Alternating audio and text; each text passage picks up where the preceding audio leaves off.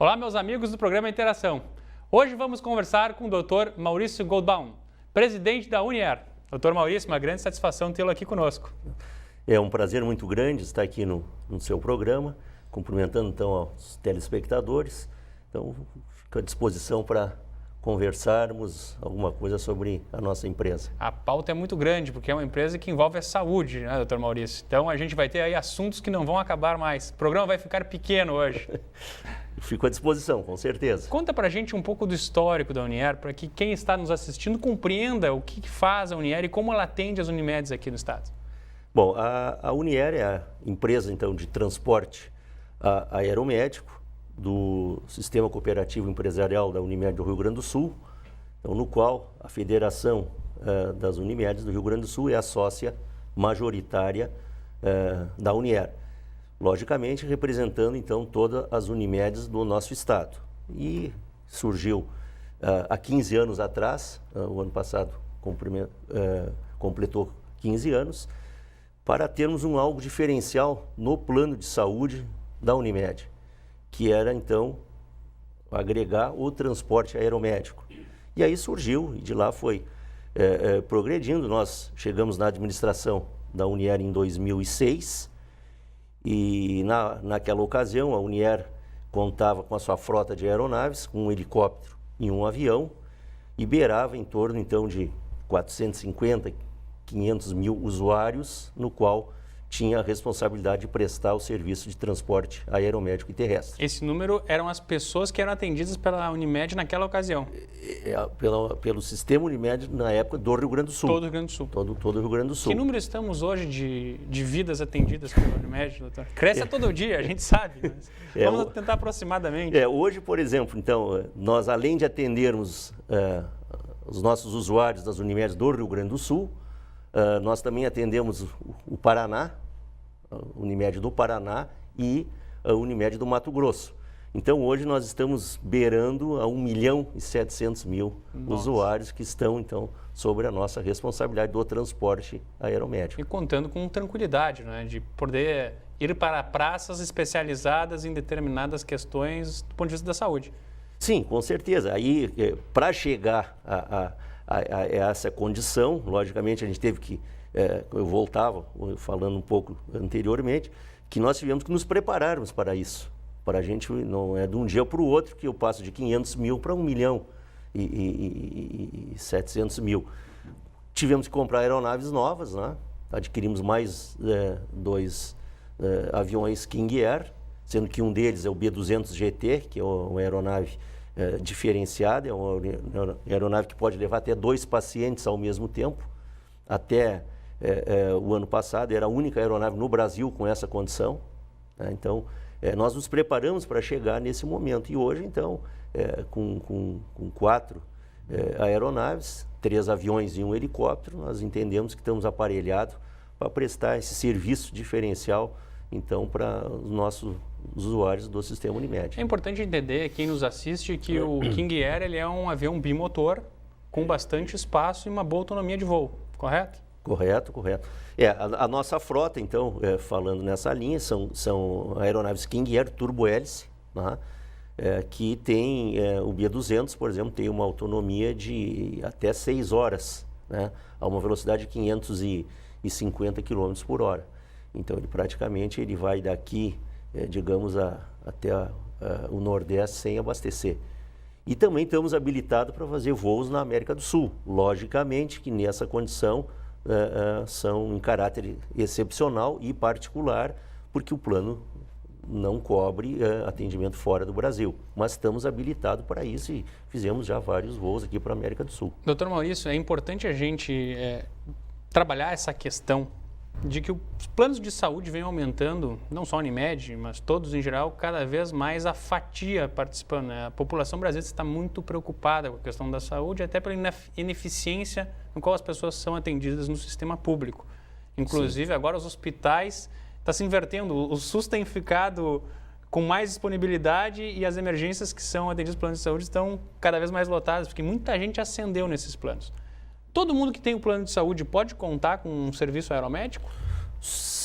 Com certeza.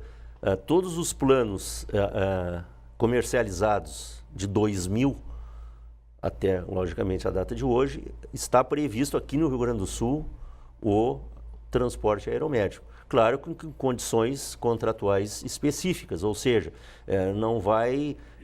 tem que ter uma patologia que necessite uma UTI aérea, que necessite ser transferido de um local, de um recurso de menor condição técnica, para um local de maior condição TEI, que é uma unidade de tratamento intensivo. Com certeza. Então, não é vou dar um exemplo, uma simples dor de barriga que nós vamos colocar uma aeronave. Tem que ter uma real necessidade. Tem que ter uma necessidade. E que naquele local não tem um recurso técnico que seja apropriado para o tratamento daquele paciente. Ou até numa situação de emergência, como aconteceu naquele desastre de Santa Maria. Com certeza. Ali nós tivemos uma participação, né? Fomos solicitados e prontamente fizemos algumas remoções ali. E segundo informação naquele dia daquela médica nossa do plantão, os 2 casos de maior gravidade foram nós que transportamos. Um foi pela manhã, no qual o helicóptero nosso foi a Santa Maria, e no fim da tarde, início da noite, uma aeronave foi lá e buscou mais um paciente. Logicamente que eram condições excepcionais, né? Essas aeronaves são mini hospitais, praticamente. Tem toda a condição de fazer essa remoção com segurança. Com certeza. Por exemplo, o que tem hoje, por exemplo, dentro de uma UTI, de um hospital de ponta, nós temos dentro da aeronave todo o equipamento que for preciso. Desde a monitorização simples até a mais complexa, inclusive invasiva. Para dar um exemplo, até para os telespectadores, por exemplo, nós temos até a condição de instalar um marca-passo externo dentro da aeronave. Doutor Maurício, e essa questão da saúde pública, né, que a gente vê aí tantos problemas, falta de ambulâncias para fazer as transposições entre pacientes de uma determinada cidade para uma que tenha uma especialização específica. Como é que a saúde pública pode se enquadrar dentro dessa busca pelo transporte aéreo? Existe já algum passo em direção a isso? Hoje, assim, eu poderia até dizer assim, e cumprimentar, por exemplo, o governo do Rio Grande do Sul, que é do meu conhecimento, nós há bem pouco tempo atrás, a questão de poucos dias, então assinamos um contrato licitado no qual a central de regulação está habilitada a contar com o transporte aéreo, de acordo com a sua necessidade, casos específicos, na qual é feita a regulação, fica à disposição então do governo as nossas aeronaves para o que for necessário. E isso eu acho que foi um ganho muito grande para a comunidade gaúcha. Sim, é um pulo, né? A questão da saúde é uma tranquilidade e muitas vezes aquele recurso que faltava, que é a ambulância, pode ser suprido com mais agilidade, inclusive, que é esse transporte aéreo. Nós temos, por exemplo, existe hoje muita dificuldade em questão de remoções de recém-nascidos, né? UTI neonatal. Então, nós temos 2 UTIs neonatais, nós temos 2 incubadoras que se acoplam às aeronaves, que permite trazermos, então, recém-nascidos de baixo peso e prematuros.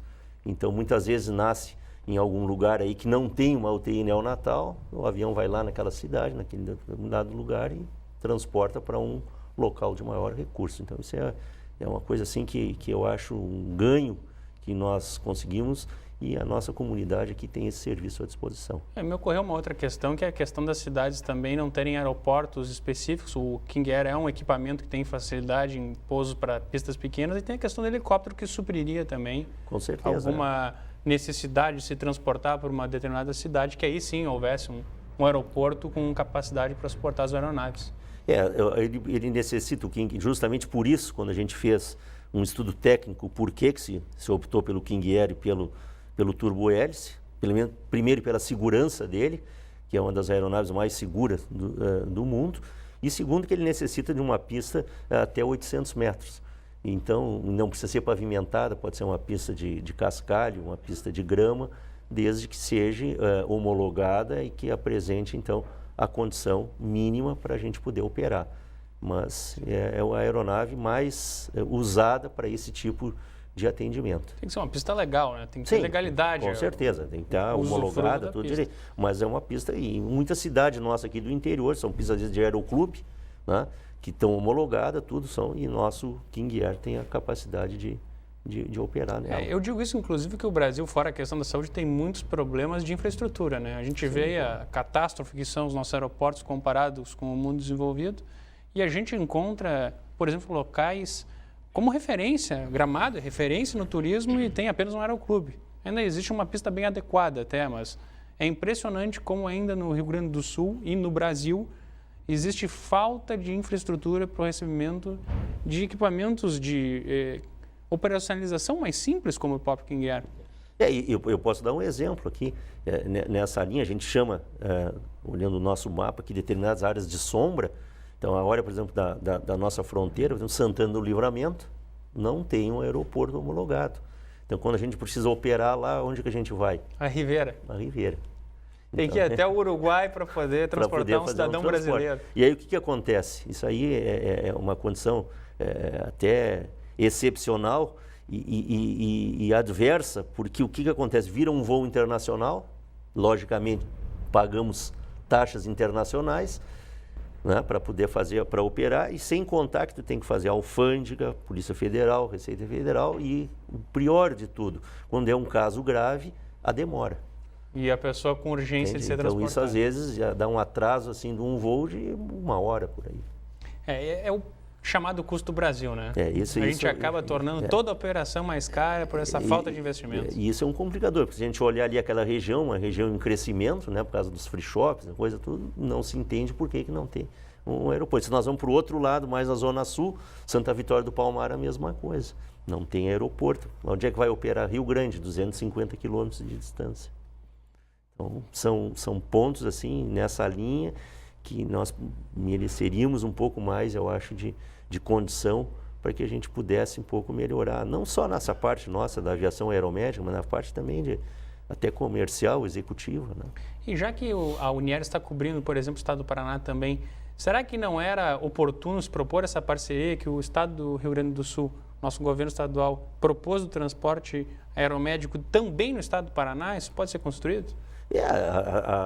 Isso, claro que é possível, né? Isso aí foi uma condição excepcional que a gente entrou aqui no Rio Grande do Sul e até, assim, aí teríamos que também, para tudo isso a gente tem que fazer um estudo técnico, né? Inclusive porque não se compra um avião de um dia para o outro.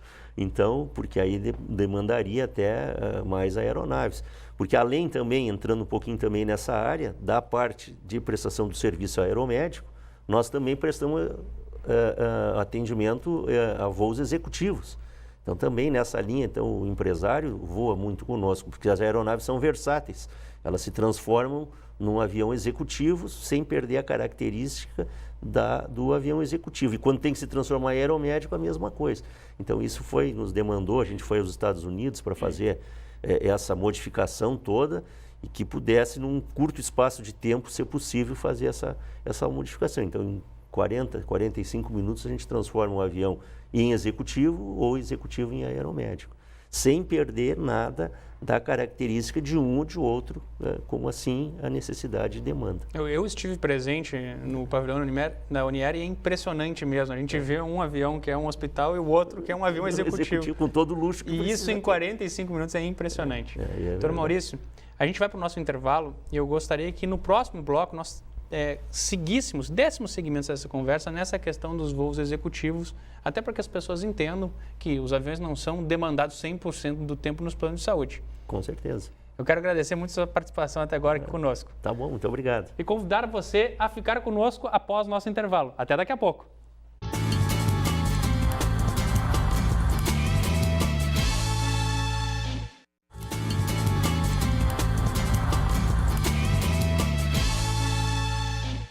Estamos de volta conversando com o Dr. Maurício Goldbaum, presidente da Unier.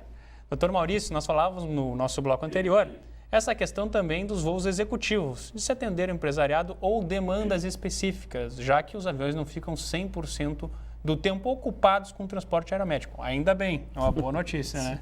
Sim, isso é uma maneira que a gente fez para otimizar o custo, que a manutenção das aeronaves são muito caras e a estrutura toda que a gente tem. Então, dentro dessa otimização, a gente entrou na linha do táxi aéreo para, então, voos executivos.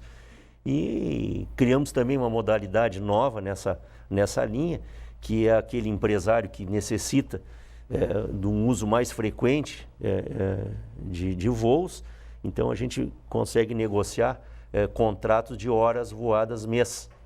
Então, isso aí baixa o custo para o cliente que precisa usar, e com isso também, para a empresa, a gente consegue uma receita que puder demandar, então, os nossos custos. Então, é aquela história, é bom para os dois.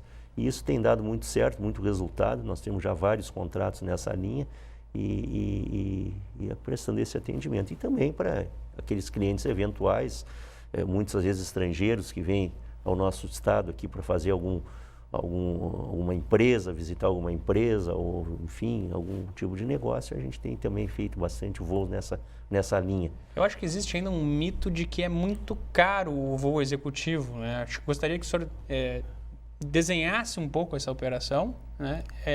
Colocando que as pessoas não podem esquecer que é difícil muitas vezes, principalmente com um executivo que vem procurar investimentos aqui no Rio Grande do Sul, tem que locar um carro, andar nas nossas estradas sem conhecimento.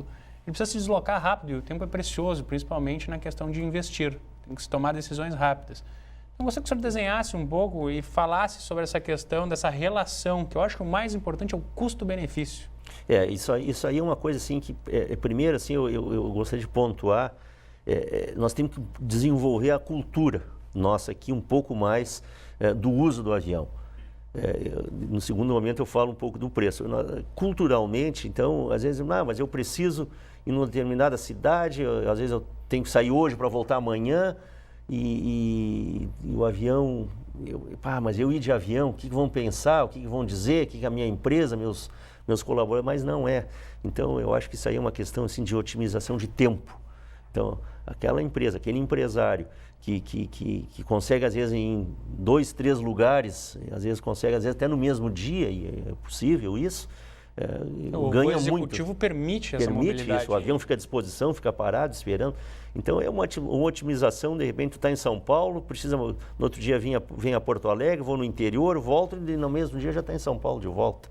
E o custo, por exemplo, é aquela história, é caro, é mais caro se a gente fizer uma conta a gente voa por hora, por quilômetro voado. E são valores assim que dentro de uma questão dessa, do tempo que vale, por exemplo, do presidente de uma empresa, da sua diretoria, ou enfim, da sua área gerencial, vira economia. Tem que mudar, eu acho que a cultura para usar mais a nossa aviação, até porque quanto mais usar, lá na ponta depois pode ser que até se consiga, então, até baratear essa questão. E isso eu acho que já melhorou muito, um pouquinho, voltando nos anos, já era um pouco mais difícil, agora já está melhorando um pouco mais, mas ainda precisa melhorar mais. Se nós formos analisar, por exemplo, o número de helicópteros aqui no Rio Grande do Sul, é ínfimo, é muito pequeno. E enquanto nós temos São Paulo, que já entenderam o valor do tempo, acho que é a segunda maior frota do mundo, perdendo para Nova York e indo para a primeira. Logo, logo passa. São poucos helicópteros aqui que prestam serviço para aviação executiva. Dá quase que para juntar nas duas mãos. E é estranho entender, né? Porque Porto Alegre ainda é considerada uma cidade bem residencial, porque é uma cidade voltada para serviços, mas a gente tem ali um parque industrial na região metropolitana bem desenvolvido. A gente tem Cachoeirinha, Canoas, Gravataí, aí podemos considerar Sapucaia, São Leopoldo, Novo Hamburgo. Um voo de helicóptero aqui lá, o que é 15 minutos? Mas nem isso. Por exemplo, um voo, hoje com todo, por exemplo, o transtorno do congestionamento, né? E a gente volta para a questão da nossa infraestrutura. Da nossa infraestrutura. Mas da Porto Alegre, Novo Hamburgo, eu acho que é 7 minutos. Outro dia nós fomos fazer um sobrevoo no planeta Atlântico, e até porque a Unimer Porto Alegre era responsável pela segurança lá, e eu fui com o presidente, Dr. Pisato, lá. Nós fomos, em 25 minutos nós estávamos em Atlântida. Porto Alegre, Atlântida em 25 minutos. Então, fazendo... Menos de meia hora. Menos de meia hora. Então, a gente pensar todo o transtorno que dá. Agora, imagina, por exemplo, chega numa sexta-feira à noite com todo aquilo lá, por que não ir de helicóptero, coisa assim, ao litoral? Por exemplo, junta-se, a capacidade dele é 5 pessoas, né, 5 passageiros, de repente dilui o custo, é nada, vai sexta de noite, volta domingo de noite com a segurança. Ou segunda pela manhã, que é hora do rush também, né? Também é, mas então volta de novo, é cultura. Eu acho que tem esse processo do governo brasileiro, o governo já reconheceu que tem muita dificuldade devido a essa estrutura que é burocrática e de certa forma, claro que é demais, mas tem que se respeitar, porque já existe muita corrupção com os processos do jeito que são. Ele viu que não tem a velocidade para atender o crescimento do Brasil. Então ele está partindo para esse modelo de concessões. E um dos que eles estão apostando é justamente nos aeroportos regionais. Talvez se aumentar essa demanda e essa melhora da infraestrutura, se reduza os custos também desses voos. O senhor enxerga que a gente tem assim uma possibilidade, um futuro caminhando para o barateamento desses voos fretados? Eu acredito que sim, porque, por exemplo, na aviação comercial, agora parece que saiu um pacote, né, do governo, inclusive para a aviação regional já existem subsídios, né, para baratear o custo da passagem. E a questão dos aeroportos, com certeza também, porque o que está acontecendo hoje? Então já estamos começando a pensar em privatizar, já tem vários aeroportos pelo país afora aí privatizados. Eu tive até uma oportunidade de conhecer e até uma maravilha, que é o aeroporto de Maringá. O aeroporto de Maringá, só para dar um exemplo aqui, ele não é da Infraero, mas é da prefeitura da cidade. É a dona do aeroporto e é um aeroporto maravilhoso, com toda a tecnologia, com moderno, inclusive tem um terminal de carga internacional e é administrado pela prefeitura. Que é um problema que a gente tem aqui no Rio Grande do Sul, né? Questão de carga, o estado do Rio Grande do Sul chega a perder 3,3 bilhões de reais porque não tem capacidade de escoar, perde para outros estados que têm capacidade de enviar as cargas do ponto de vista aéreo pelo terminal de Guarulhos, né? Que também já não é grande coisa. Mas aqui o estado vem perdendo muito. Existe até um estudo que, de repente, se desenvolva um novo aeroporto ou se faça um acordo com a base aérea de Canoas para se aproveitar aquela infraestrutura toda. Enfim, existem alternativas aí. O problema é que elas não acontecem, doutor Moisés, ou demoram demais. Tem a questão da base aérea, tinha a questão do aeroporto ali na Nova Santa Rita, né? Lá o de Bento, né? Bento, Caxias, Bento, aquela zona ali também que está. Então, projetos existem. Agora, oxalá que aconteça. A própria ampliação do nosso aeroporto aqui parece que está andando um pouco agora, né? Porque também estava difícil. O senhor vê, assim, para as pessoas, que essas que estão viajando pela primeira vez, com essa ascensão toda das classes, o senhor vê, assim, que essas pessoas vão continuar indo nessa linha de ter voos baratos, tendo oportunidade de viajar, ou o senhor acha que isso foi só um fenômeno passageiro, que o Brasil, por essa dificuldade de conseguir acompanhar o crescimento nessa infraestrutura, logo os preços vão ter que subir? Não, eu acho que não. Eu acho que até, por exemplo, a questão, por exemplo, das passagens aconteceu assim, na minha interpretação.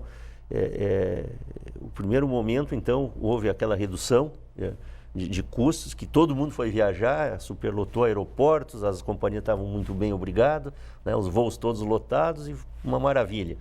Mas aí o que aconteceu? Com a conjuntura econômica do país, começou a ficar apertado. O dinheiro, a sobrinha, aquela do passeio, das férias, começou a diminuir. Aí o que aconteceu? Diminuiu o aporte do pessoal voando. Aí o que aconteceu com isso? Companhias que foram sendo absorvidas, temos aí o caso da... Sobraram poucas, concentrando. Diminuindo. E aí o que acontece? Hoje, se a gente pegar, existem promoções, né?